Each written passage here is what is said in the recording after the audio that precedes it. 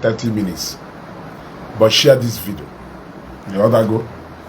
I caption on this video. Miracle, miracle, miracle. And the reason I caption this video, miracle, miracle, miracle, is that somebody tagged me to a video. Maybe one of our brother, Nona Germany. Madonna Ajujo. Or when I see that it is only in Africa that Jesus Christ in a miracle. That in Germany, that no more miracle Jesus Christ in a me. It's either you are working or you are doing social or you are doing all this. Now, some of whom na here, this narrative of no miracle because you are either working or you are either doing this. Emano na-eme nnọkọta abịakwa nkunu ye na nna akunu ye aha eme ka make unu feel unu na dey mofuma.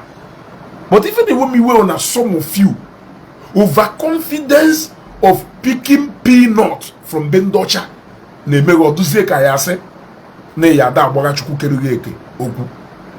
Overconfidence of ne no bendocha na pick peanut. Yes, it may mean a lot to you. But so many of you are every day there's no miracle because here in Obodo it's either you are working or you are doing this. If you are not doing this or you are doing this, so there won't be any need for you to be praying or asking for miracle. 18 hours job. No social media. The fact is that na how ye jigide pele nu neba opa ha kwocha ebe ha na-eje ekpere oba ha play nu obodo oyiwo oga ogosubo oluho obodo oyiwo ochoputa na miracle days exist. Now let me tell you why you should stop making such kind of statement in obodo oyiwo, because I don't know what some of you are taking umunna ayo for the neba. You are taking them for what? What are you taking them for? Yeah? What are you taking them for? Nobodo Germany ebe ahe no idewela aho, you do jobs, you do this. Mmadu one ka eka na trade fair. Mmadu one ka eka na Alaba. Mmadu one ka eka na main market. Mmadu one ka eka na Mandelas. Mmadu one ka eka na Ladepo. Mmadu one ka eka na Trinity. Mmadu one ka eka na Ikoka. Mmadu one ka eka na ndemwe street side shop jobs eba. How many of them keka abata no obodo keta akpo top 50 na ndị na-eme obodo ji ekume na ndị na-agba obodo mmiri na ndị na-eme na ama na obodo na-eme exist onwere onye m onye ewu? You need miracle because you are suffering. You need miracle because you are suffering. You are just too comfortable na nonsense. You are just too comfortable. The kind of comfortable ono na do no na Germany a wonya ko ojiro nwe any single thing some of you na achieve nweba nwiri fun na achieve nweba ebia bu umunna ayi no cha trade fair no Alaba no Ifa, they will be doing fine na etiko street light no obodo na winter rock na edozi ilo na eke akpara isi na they will even have enough that they will build mansions here, buy properties here and still have enough to share to people. Ngonwa do contented in nonsense. If you know my Christmas, for the name on the Abia, it be ye trouser jean, you apupona, Puare, Man, every do na name na fe jukono. Ne wifa.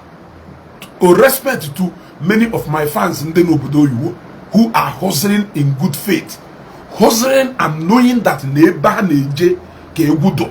Much respect to you all.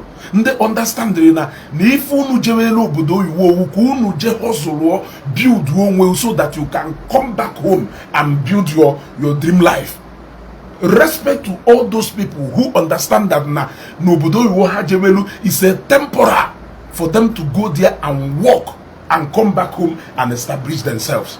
Respect to all of them who are hustling, working day and night there, knowing that it will not last forever. I am not referring to you people.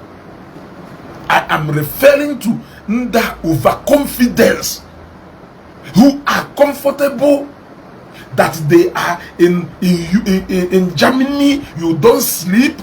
You work almost 18 to 19 hours in a day. and you call that being comfortable. Those are the people I am addressing.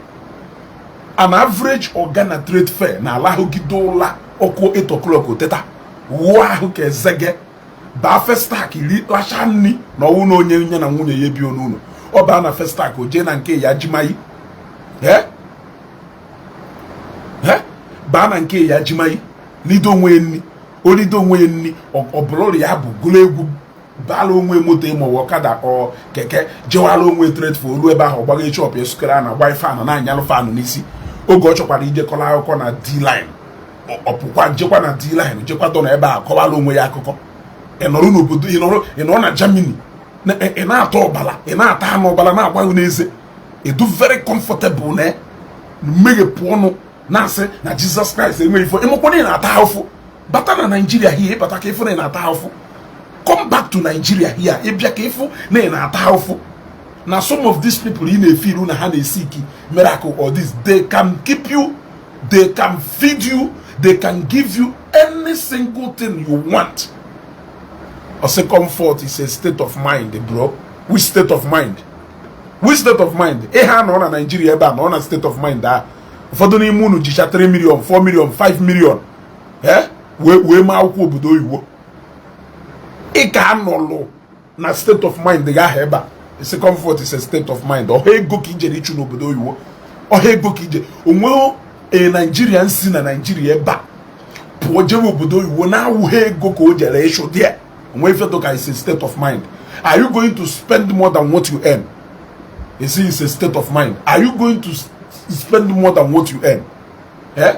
Ego ni na he shota goro n'obodo oyibo in 5 years, in 6 years ya he nọ ebe a nwere ọgaranya nọ na trade fair ji azụ ofu nwe na university n'obodo oyibo. Every time ọ nọ na ifo onye metala. One more comment from you, I will block you here again. Drop another comment now, I will block you. Ema na ụfọdụ n'ime ụnụ ahụ egbe respect. Either na first comment, never going to do another one, never going to do. If you don't make it na drop one more comment again, I will block you immediately. Only you be there learn manners. Now, as I was saying, I am saying the truth. These guys are comfortable in nonsense. These guys are comfortable in nothing. What even makes them feel like they are better than thousands of people who are here? No one I go top 10 and they sonifa name iso no to mkulo nye ni meha. In Germany, here we don't talk about miracle. Obodo government provide the work, provide the other even or they may say no cholo, and I know say na tax. You go home with a peanut to save. Kiji a compare onye ji 20 million naira we to solar dube yeba na enye yoko 100%. 8,400 kan ji we gba fuel. 8,400 kan ji we gba fuel nji we pa wuno ma. Gbako ye 8,400 nya woro no na agba ye every day like for over how many days ya kita eji we bidi work oko na 124 hours eba for over how many days ya ma agba before oko we bido biaba imego no Imego ne people who spend the year to live a comfortable life. Do you know how much? No. Come here, ya wambo. But what that better your life before you start challenging God in a miracle. You are comfortable. Ufodo ni mu no Bible jekata nka awuzie no na newe. Ufodo ni me ha jekata nka awuzie, jekata nka awuzie, jekata adoration na Enugu, jekata nke bube monso nuke. Oluofu boss Chineke za ye ekpele. Ụfọdụ n'ime ha ndị na art skid ndị dụka kele afa nka sirim jo ka na-ata afụfụ mana obido na challenge God ọ ka na-atakwa afụfụ ọ ka wụ ụbọchị ya ka ọ ka golu ml mgbagolu more than how long ọ ka wụ ụbọchị ya ka ọ na gogodulu ml ngolu since na asị you can see sign already obido go challenge God moto nyaka golu obido go challenge God ojekulu benne kanawu dilapidated na tipia mana obido ge challenge God but until then ega bide ba eba yaka efu ye no bu Bible go wona oje nu ka nka habido hi inwe ego habi 1 naira bido hi ba aka ha na Chineke esi etu ozugbo no nya zoba nku aka ozugbo ofiruzie no need anything from God. Huh? Ofiruzie no need anything from God. Huh? Ono no eba ho na ata afufu. Bata here ififu mazi be uneme. Bata here ke ifu na many people nde bisha Europe na bata ziba yeba then invest to the point that na ha nwere ike ibi uno no na eso my best yala lam so my best is gonna Dubai land there Nigeria here. Is it not because no build to go his dream life na no more bombeha kelo de life on e bi na Dubai lulu enjoyment you on e me no more bombeha ana ma ajuju kelo the enjoyment on e me ike chukwu ya drop other comment again I blog one go. If you don't want to listen to what I'm saying, you exit this program. Owolo na e choro ige program and name, I will block you immediately. Don't come here and tell me how I will run my program. Having said that, let's continue. Jena, so my best to be Dubai. Ubodoku ne munenu. Mana he is now more comfortable in Nigeria, not even in Lagos, not even in Abuja, but in Umobum Ben Naye, ni that or not. Simply because na that dream life on a chona America, on a chona Europe, on a chona any part of this world. So he can now stay in his village and enjoy that life. Very, very, very, very comfortable. You are challenging God with empty pocket. You are challenging God with nothing. You are challenging God even when you are still struggling. What makes some of you feel like no comfortable? Because they na rolo and egone ndem will have shop na nkwonewi but ndem will have shop na trade fair na Ethiopia within 2 weeks. Mkona salary ga got go. Mkona salary ga. Okay, sorry, Ikechukwu. Sorry, one name. Mkona salary ga na men on Ethiopia in a week no boda or in 2 weeks no boda. Mkona salary ga na men on Ethiopia in a week or in 2 weeks no boda. Still men on make quite if any dollar ha from January to December. Men can squeeze go Botanipa na Lagos ya. Oma hivyo yeme ujewala na neighbor. Men can tipu squeeze no boda. Lutu no epo bibi na Lagos ya. Lota na Aba, lota no Were, lota no Onitsha, lota na Enugu. Men no tipu doku isi ya. Lota kuno na village. Men no tipu doku isi ya no boda. Zocha stro mo ha no wine. Zocha stro mo ha. Ngwa no bodo iwe nugo. Ngwa no bodo iwe. Elota go 1 room and parlor. 1 room and parlor. Elota ge. Chukwu nwike eze anu bekwa eziokwu ka nna agbago icho na ebe akwa. I am telling you the truth. I am telling you the sincere truth. I am telling you the sincere truth. Una no sino obodo oyiwo ụfọdụ ụmụnna anyị ndị jere obodo oyiwo m ife ha jere ime n'obodo oyiwo ịfụ ha na-agbasi mbọ ike ha na-agba mbọ niile ahụ ha na-agba na Nigeria ka obi ha dụ na Nigeria ka obi ha dụ. Also ụfọdụ ndị otu unu ndị jewalugolu ha elego betrite ha lee ancestral home ha nwanụ root nwanụ ha na-echi ya ha elege kụkọwu aka onye ọnwụ na ozi obodo oyiwo ọ na-survive zi na penny do very comfortable there. You are comfortable with what? Akpara isi one ka ikere ụmụnna na Christmas ka ewuzi Jesus Christ ka ọ wụzi ngụ Jesus Christ say bịagolu they don't need Jesus again. Ụmụnna agbata obi niile enidiho miracle. Yeah? Would say Jesus Christ mebelu ha miracle every Christmas buo 1000 bags of rice ka eyo ụmụnna niile do show na ha yerigido rice ya wee ruo Easter lukwa bukwa ya again ke kwafa. Would say Jesus Christ ụmụnna niile ka ngwa nnozi Germany need those miracle. Nnegu na nna go na ụmụnne niile ma ebe ha nọsichalụ di they don't need that miracle. Ọkụ ụfọdụ n'ime unu esiho mana ndị atagolo ego kpata ego nke na generation had to come na o nwere ife nwere ike ego fa hapụzie maka fanwa kele ụdị ọrịa ahụ dị ife ahụ ya adapụta ọwụ na ego ya agwọ ha they cannot afford to bring out money. They don't even challenge God. None of them na challenge God. Ụmụapịa ka na-eyigharị jeans n'obodo oyiwo. Ụfọdụ n'ime ha 7 years ha ji wepụ ha tupu ha na Nigeria here. But you can now sit and challenge God because na ebe bridge na arụ nwe a na-ebuga ya eje America. A na-ebuga ya eje America. Ana m ajụ ajụjụ. A na-ebuga ya eje America. A na-eyi jeans na polo eje America. A na-eji ya eje America. Chukwu onwe ike eze anụ ibekwe mma ada agwa gị enye n'afọ ife ikpu ka ntike. Gwa ma obodo okita gwa m village ka nje ebe a je ju ese. They will not know who you are. Mana ofere ọla alụsuru nni ịnọ n'obodo oyiwu na-ekwugheri. O nwekwara ike ofu nwanne nwaanyị erighị nni wee na-akpụrụ n'abalị nyaa. Ụna na-esegharị foto ebe trenu na-agba n'elu. Onye pụta oburu fonu sego nekwobe ndị ọcha ịfọka trenu na-agba n'elu. Ọwụ na Naijiria kịta ihe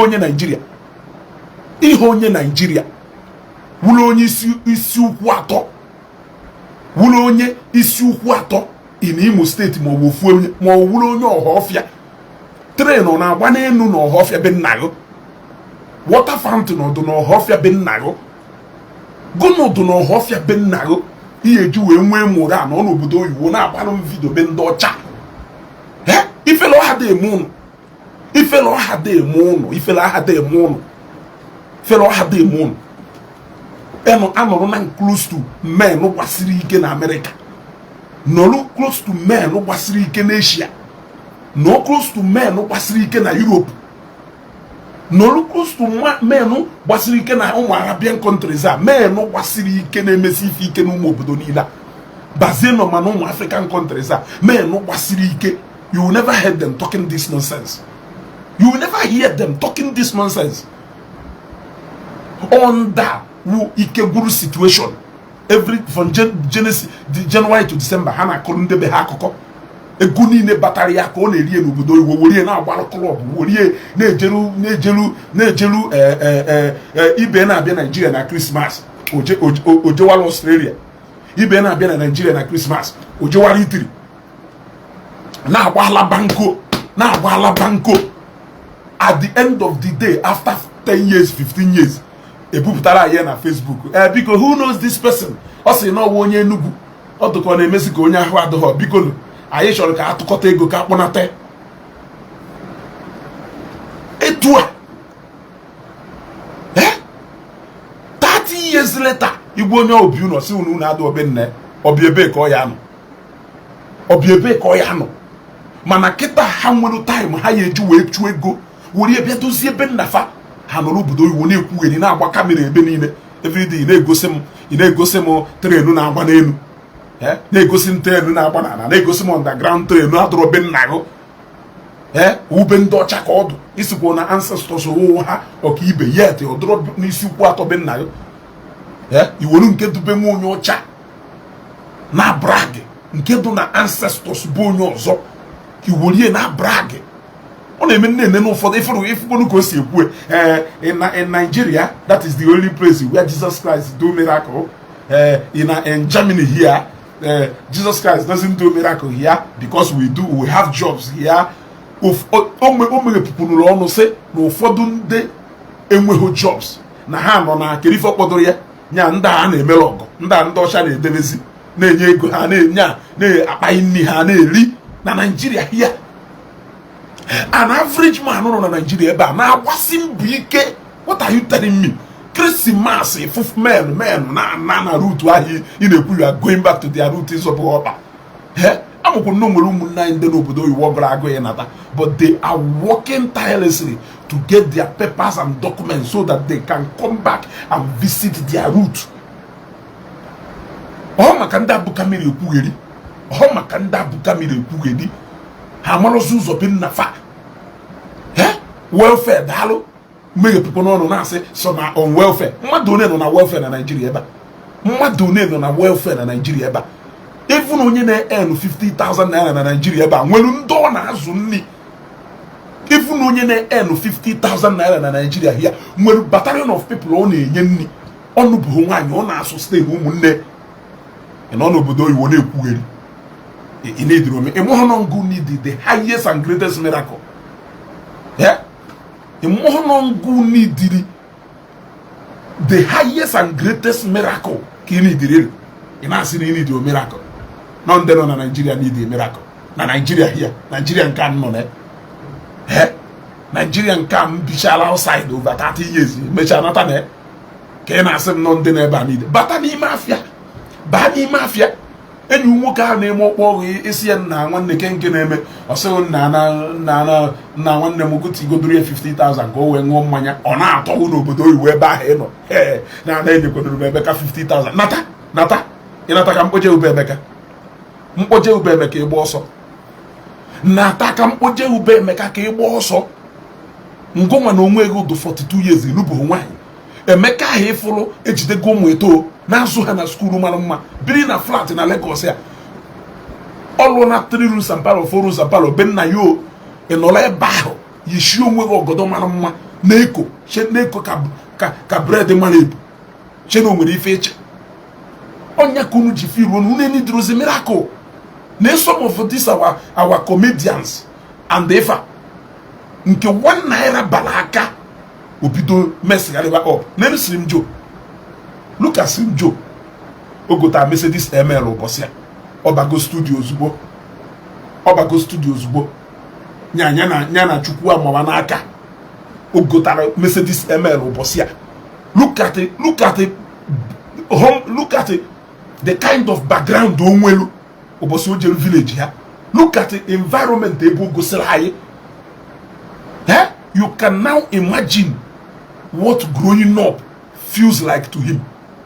But right now, the moment God na-egosi ya light for him to explore and shine na the rest of the family obido ikpe chukwu ndị ozugbo nya na chukwu amawa n'aka sọsọ nya webe fa na-ebido 1 naira ego luru 1 million or 2 million clock ha na akaụntụ ya gbagam mana mgbe ahụ ego ha adụghọ ebe ọma ha ọkọ ya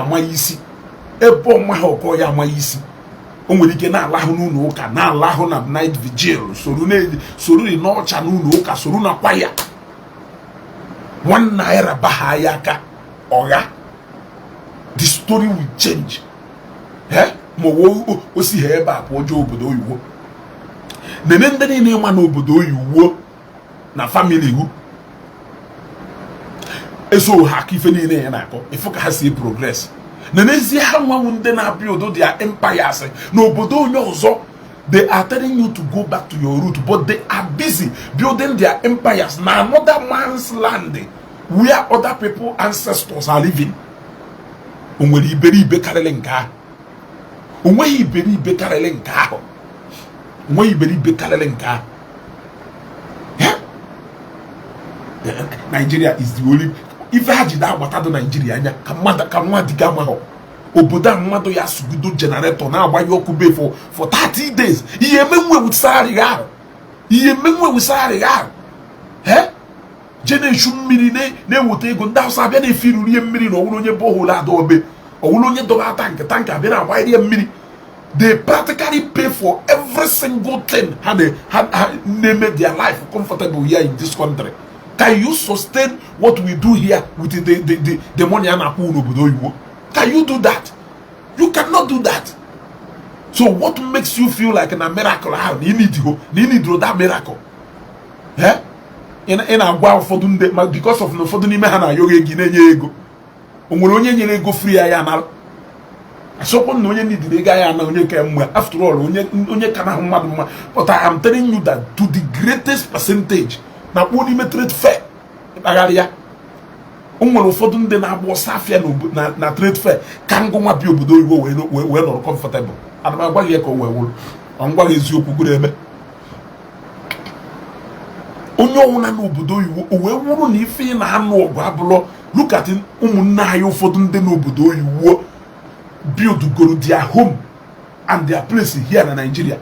Ọ naghị eweta aka na 17th of December 15th onye ọwụna n'ime ha wụrụrụ mda minus ndị enwe ha akwụkwọ minus ndị enwere akwụkwọ na ndị enweghị ego dewelu onwe ha n'ọnọdụ na ha na-etu a ọkwa maka ndị anọ na social media na-enyegharị mkpọtụ mmadụ one n'ime ha ka ị na-afụ na Nigeria mmadụ one n'ime ha ka ịfụda n'alụ ha sịghị na ha bata na Nigeria na ha anago ị na-afụfa they know they come here.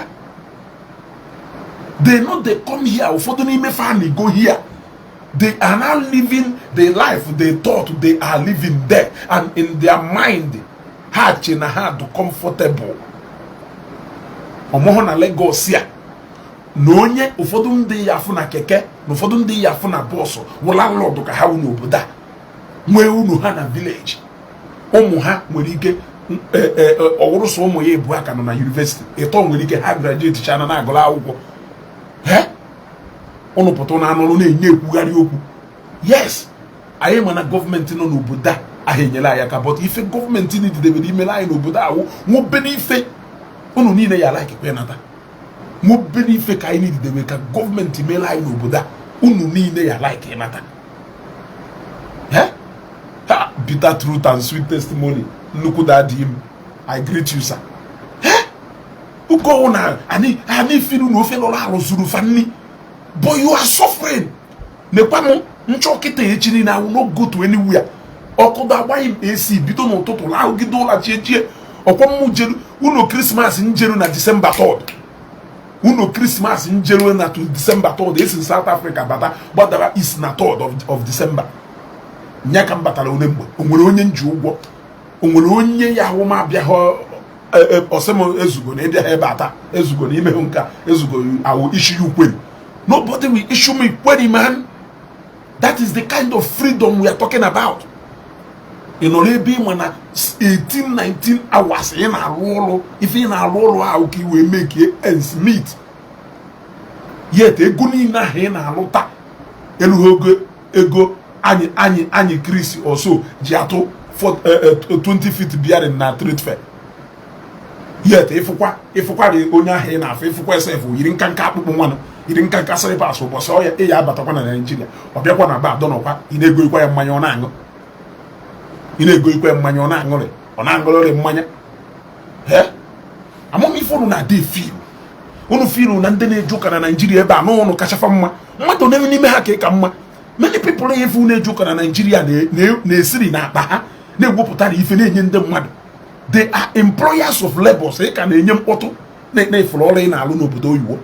Many people are in Afo and are saying need a miracle. Wole created employment to other people. They are feeding thousands of people. They are empowering many people. They have not even dragged the place of God. They have never dragged the position of God. They have never for one day questioned the existence of Christ. Ya we put on social media na bamba una na-enye mkpọtụ because no n'obodo oyibo unu n'obodo oyibo anya adụchakwa unu mma but take a trip and come back to Nigeria. Bata jee n'ogbenye, jee na community, jee na village, jee na meeting ụmụnna na meeting ndị obodo na Lagos. Iluo ka ịmalụ na mmadụ one na-atụ ụdị afụfụ ahụ iche na-ata n'obodo. Bata ka ije ka ịmalụ mmadụ one na-atụ ụdị afụfụ ahụ iche na-ata n'obodo. All government na-ataba ya afụfụ. It's not that na ya ha agba mbọ. The kind of energy and struggle anyị na-eti n'obodo a were create the kind of comfortable life anyị na-ebi n'obodo a. Unaghị etimu that kind of energy n'obodo oyibo ahụ nọ. Yes, mụnwa wezugo kwurie. That is why many people ndị do wise one kobo bara aka n'obodo oyibo ha na-ewonata here, building empires here, knowing that one day they will still come back to obodo a need a miracle. And when they come back here, they still need that miracle. Yes, they still need that miracle. Ha, Chori, nwanne m Honora Udogwu, I greet you, my able SP. Yeah? Man afabata here, they still need that miracle. Yeah? Onwere onye n'obodo oyibo uche edo na Nigeria here, obi edo na Nigeria here, n'aka efu ọnụ na-akọ. Nobody. Onwere. Also, they lost but found that. The only time oyeji we do humble mgbe ọ gbachala wolo so n'obodo oyibo at the end of the day agbazie na social media na ifuru onye a ebe ọ na-alahụ n'okpuru bridge ọ na ifuru onye ebe ọ na-alahụ na nkilo anyị wee jụọ onye ebe ọwụ ọsị na onye Nnewi ajụọ onye ebe ọ na Nnewi ọsị na onye uru Umudim do ndị Nnewi na-ekwenụ nwanne ụlọ marakwana ife unu ya eme ka ọ mbịa kpọrọ nwanne ụlọ mgbe ahụ ife isi epe mpe ma o wee jee prison visit kịta ile ife yi na ahụ ile na-agba galara ma ewuru ha tukpuo ya n'ime onweta onwe na deportation camp efu ya isi ya epe mpe mgbe ahụ ifuzie ihe ebe a ka ọ ya anọ wee nalụ bịa nala Jizọs onye nwe anyị nyere gị ya n'efu ị na-agụ ya n'ụlọ mkpọrọ mgbe i jere efu ya ọ na-ekwesị egwu ike na-aba na mmụọ. The kind of God unu na-enwe ewife m ada aghọta. The kind of God unu che na ife niile nọ ebe a na agụụ na agụfa. Unu che na ife niile nọ hia na agụụ na agụ ha. Unu che na ife niile nọ hia na agụụ na agụfa. I don't understand. Nenu sirim jo. Ajos nene sirim jo. Na mwamu. Even juro onwe mo so sirim jo. So there must be sign. So the little sign I hear follow emego ki kopu. There must be sign. You gonna say this. There must be sign. The little sign I hear follow emego ki kopu. Emokwe na moto ayi igolu iji we na achi kopu. No we na nde nyaka golu nke ha. Onwe na nde nyagolu ye go tigwo ye tigwo. Before you saw that sign, a lot of people have go multiple signs a long time ago. A long time ago. Nke 1 naira baha na alaka, onwe ke wuru nke azuru na egwu Chineke. Onwe ke okwu nke nne na nna ye ji ebube na ma, onwe kwere ke wuru nke ọmụmụ ye wu miracle. Onwe kwere nke wuru nke na n'ọdụ ndụ taa wu miracle. Onwe kwere ke wuru nke na azugidori ezopụta ye ba azupụta ye wu miracle. The moment o eno ha na the first 1 million or 2 million bari aka o chagari ya ogwa no onye uchukwu gono ke na agwa me fa. There is nothing like a miracle because o nene na anya ni go yoje na nke dro gbarie ma woje na nke mesi one rie ọ na akuzi. He can afford to lodge in a hotel, he can afford to buy ticket airpiece fe da na Enugu si na Enugu fe United Nigeria da Abuja. He can afford to tour a little bit now. Wozifo needed Jesus and there has a baby, nothing. For the name ha was in Wala and then a buffer. For the name family who live no chana no one, yamo no one. Yahweh putano no ka one Jew. Isheno Sunday natural di. Unye gbaro. For the name ha pucha Highland and 17-18 million webianu no ka. For the name have which I missed this and a letter to something to 40 million. We be no car. Waiting for zona Biareba now, Corbiana intercede on behalf of Moka Moria de Benuno. So, Kenolena, Facebook, about him, Puerify in a Pueri, Munegune Muanya, Negune Muanya, Umunegada la Hola, Nagada la Hola, Hanasuena Swepenisiu. You can now afford Onyako for the Munu Jebe, Neumuha if you bido. Neumuha if you ebido. Mowacho Nagacho if you ebido. Acho Onyaho Acho ha Onyaho na intercede you na that gap you're suffering ebido. Manofodo Nemo na Amaho. Ono pụta na anyagasi ọnụ anama amụ na amụ ono na anyagasi ọnụ anama amụ na amụ. Anyway, I just ensure can make a little bit to topic here because now from that young guy he will win. What do we win say can even name do mokrobia these days? Even name do mokrobia these days. Look at it to engineer Atezeno.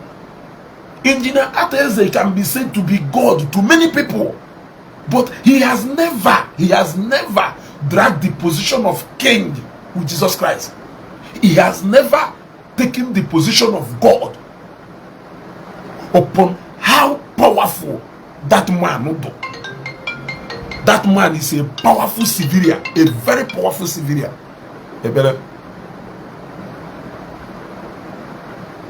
I will just say, Bamo, we turn now. I just want to talk and move. Okay. Upon how powerful these people do. At this age, at Ezeno, even Agusi Yago up town or Zeno Shebe in the choir, an abolabo, the choir on a place in a salary every month for over how many years? Every month he receive a salary on a cocoa I happen then on a bank. An abu, ne will hang on leg, or even Agusi at Eze. on a na private jet ya or chofe baso villa umweho na any state na southeast or any state na Nigeria private jet ya teze dalo governor no n'obodo ha ya ma na teze badalo ana na Zambia one a Zambian friend na agwam no nwere a Nigerian guy batalo a host na State House 2 days ago see kere onye dey fa ogwagidon say na the man no into oil sector no nwere private jet no see from southeastern Nigeria mwesie kere onye dey fa we wepụta picture we go semo we were engineer ateze red carpet reception kenyere na Nkwazi House na State House Lusaka Zambia president of nations na Oasa, yet they have never dragged the position of God. They have never questioned the goodness. In fact, some of them yagbauna charity fane made today or gofane made today is to appreciate God for everything he has given to them. Owewolonwo panado kaga afu bo hebi bel no no ebe bo no onyo apana pata bo odu nke zuru imwepu odu nke zuru imwepu odu nke ye enye ni umunne inyecha odu umwo the kind of lifestyle had deserve mana you question mana God look at somebody to go make an no doka an ancestor na newi an ancestor nya ko no doka ancestor of money na newi these people can they say bulana pele umeka newo toji ogo na fa Jesus olu no ko sukela na ebe okwu amen nde fada bata ebe o welcome ha nde bishop bata o welcome ha o wewolo opanadoka eli jubu ha afọ imwebu odu nke zuru ngo na be gbam na Jesus Christ ngana o nwere iko wolo onye obodo community ma family to call ego wezi obodo oyiwo of all there as miracle. Some of you system monuji we do obodo oyiwo is a miracle on a normal suppose in America today. You know that Nangonwe Fume in America today is the greatest miracle you can never imagine because for the name product of miracle with a bujelu no obodo oyiwo. Ilu obodo oyiwo abuse the process. Yeah. Ndochahe no befa haka na ekpekori ya mem onye gwara uno so ego mkpa ego na eme ndị mmadụ ji eju n'oge onye gwara uno so mkpa ego ya afọ ọgaranya nwere ego nwe ife niile a na-enwe n'ụwa oge intercessory prayer n'ụlọ ụka ị na-ekpe ọ na-ekpe gụnụ ka ọ na-ayọ Chukwu ego ka ọ na-ayọ Chukwu ana m ajụ ajụjụ nya intercessory prayer asị okay ka ikpe ekpere maka ife awụwa ọchịchị obi anyị ịmara ife awụwa ọchịchị obi anyị yọọ ya Chukwu efu ya edu bizi na-ekpe nyanwa na-ekpe kedu ife ọ na-ayọ Chukwu what is that ọ na-ayọ Chukwu ego ka ọ ka na-ayọ it's not money ọbụla nwa ọmụgo nwa ọbụla arụ ike o nwere ike ọ dị strong yes nwekwa ike owuruzie na ife ọgaranya ahụ na-ayọ Chukwu ụwa ahụ ike ewe njuzie gị ajụjụ ọgaranya dị etu ahụ can afford to go to the best hospital in the world ka nọ na-ayọ Chukwu maka health o wee wụrụ Mathias na-abịa ịgwa m na oje mepe nkaraka ahụ na ọgwụ adọ capable of treat onye malaria na ife a mana soma best luchalo that standard hospital all Louis Chapel ne Louis Chapel be Louis Chapel ne Louis Chapel be kai onde ma ifo galanya imana na asigodu no ka helicopter da be buri from be we put in at the best hospital anywhere in this world. He can afford that. Maluzie aru ike ahụ na ayo ọwarụ ike ego ya ye wotara ya mana ụmụ ife ọ na-ayọ ọ mana o nwere ike ife amara ya go beyond what hospitals can handle o buru ya n'ime na-ayọ Chukwu si biko Chukwu merụ m ife dị otu a na ife mmemere So sometimes when I look at you people, when I don't do good enough to motivate me alone to live my faith, because none of that my faith, I follow me from Media. You have to only nege only choloke do kayente, only choloke do keke ya de gente. Eba no, achoro me do kamatayas. Yes, because I no munna mundeke kanko, abena family mundeke waja. So even Media chokandoke. Achoro me doke. So I look up to people I want to emulate. Those people look up to as my mentors. I look at them. Look at what they believed in. Look at somebody look at Kosharis. Kosharis is a blue Bible. Kosharis in Madoka. One of the highest employer of labor in Igbo. A captain of industry. Ndocha Kosharis in India. Ndocha Americans. On a go as expatriate in a company. Kosharis bata China. Umulo company they found on a China or battle that cannot give him a first class reception. Nda mozodoka international citizens. Owewolongo when katokayo amade gente. Kosharis na the Blue Bible sa. Kosharis believe really na monyocha who ancestors ndocha they say not the powerless. Owewolongo. Matthias Kosharis regional manager Kosharis the more powerful than you. We are not talking about Matthias Kosharis now. Regional manager, and I'm saying regional manager. Can you then sort of ever? Manager of Kosharis Rice is more powerful, more relevant, and more recognized than you. He can sit in a meeting you dare not enter. Yes, he can interact with people you can never. Yeah, it will take you a long time before your dream can come there. Not to talk of Chief Cosmas and Madoka. No way, yeah. Manakosharis with the Eguni now. How powerful are all over Africa? Amayama. Forbes, Afaye, Apiago. Now Forbes magazine. Believe in Christ. Tell me why. I'm struggling, you are struggling. Which kind of wisdom can you wisdom? They can spend billions to make research. What is it they have seen? They have seen it all. What you can even see in the next 50 years, they have seen it more than 30 years ago.